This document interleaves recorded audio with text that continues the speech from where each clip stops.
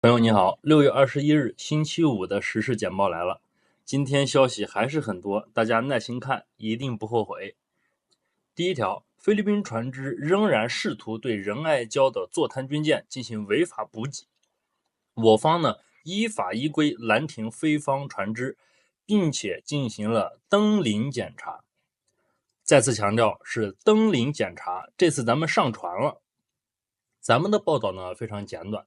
就是说登临检查了。那菲律宾媒体的报道就比较精彩了啊，他们说他们有7个人受伤，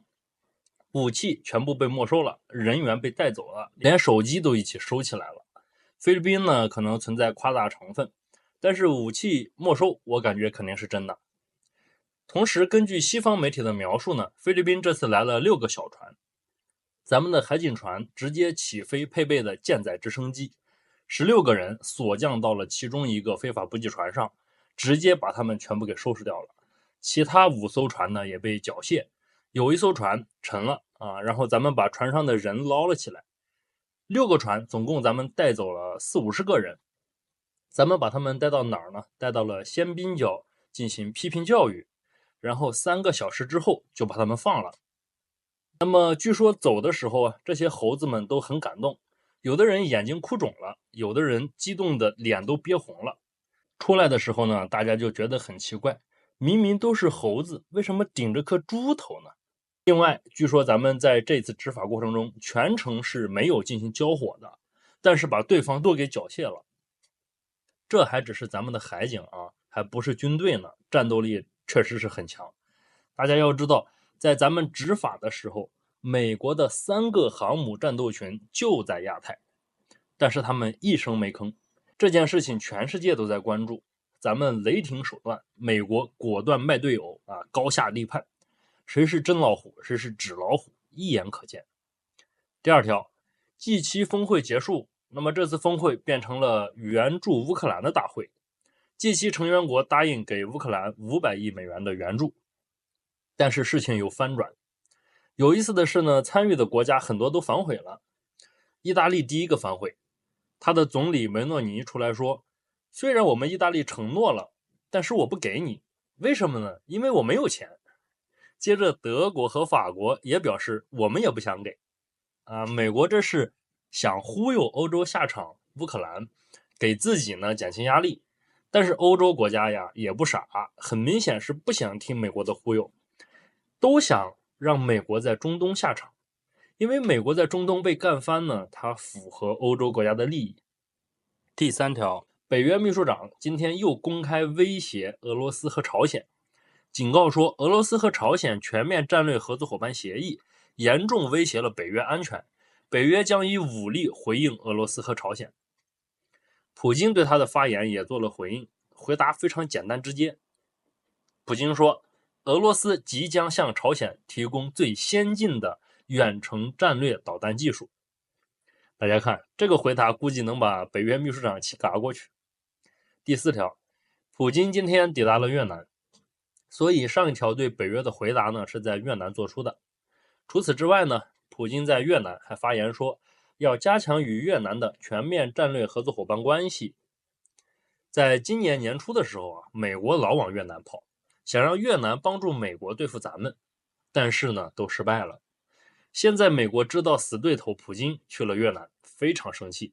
美国国务院直接发言说普京是战犯。结果还没等普京做出回应，越南出来说话了。越南说，我们是一个主权国家，绝对不允许域外的国家对越南的内政进行任何形式的干涉。老美的脸是被打得啪啪响。第五条，昨天还有朋友问为什么没有印度的消息，现在印度的消息来了。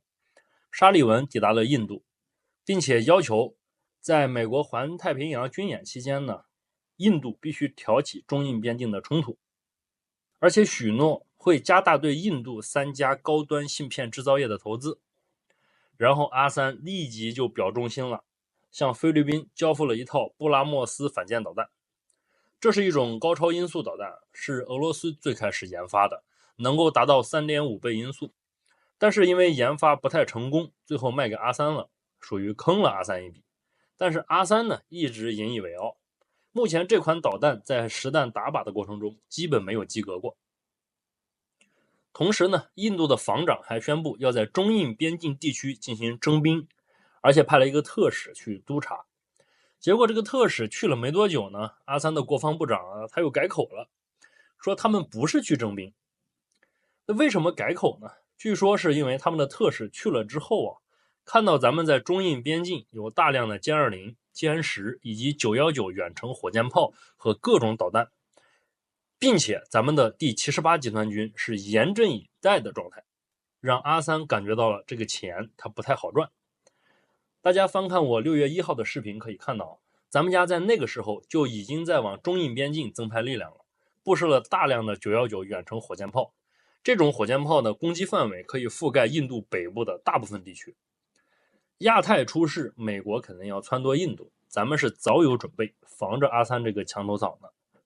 第6条，美军开始从琉球的基地撤走部队以及无人机，撤往了关岛方向。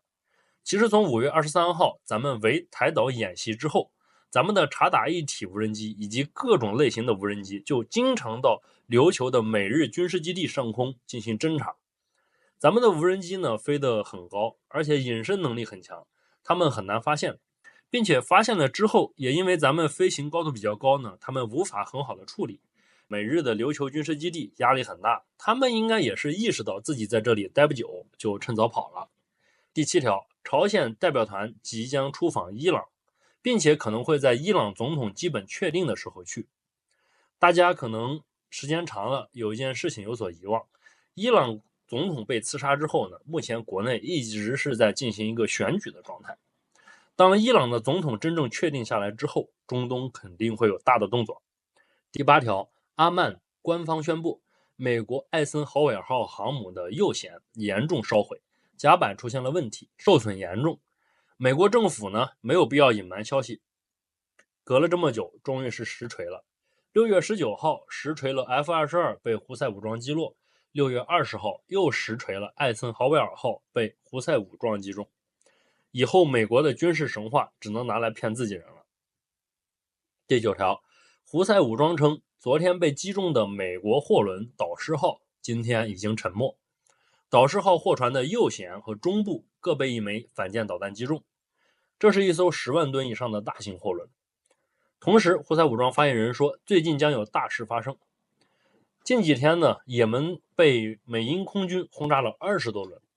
应该是憋着气呢。胡塞武装一直是说干就干，咱们等着看他们接下来的动作。第10条，黎巴嫩真主党警告塞浦路斯说，他们发现塞浦路斯上的北约基地在进行训练，如果未来塞浦路斯向以色列开放机场，那么将面临黎巴嫩真主党的全面打击。塞浦路斯驻以色列的大使对于黎巴嫩真主党的发言做出了回应。那么他说呢，塞浦路斯不会因为黎巴嫩真主党的警告就停止以色列军队使用塞浦路斯的机场。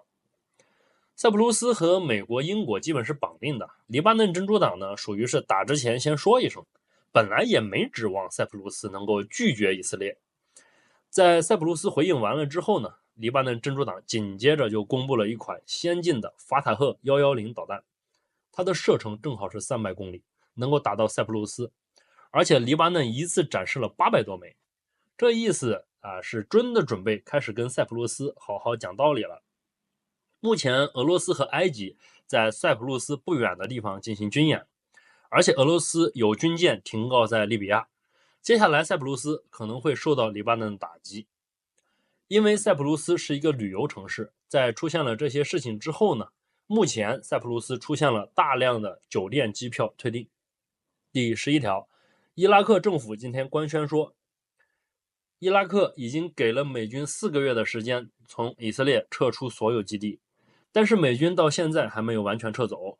现在伊拉克要争取国家的主权，伊拉克抵抗运动其实已经揍美军基地很久了，但是这次呢是以色列的政府发言，性质就不一样了，可能后面会有其他的中东国家跟进。那么在6月15的视频中，我们讲到非洲有很多国家要求美军从本国撤离，中东看来也会有一波。第12条，黎巴嫩真主党对以色列的什莫纳镇以色列定居点发射了50余枚火箭弹，再次引发以色列北部大火。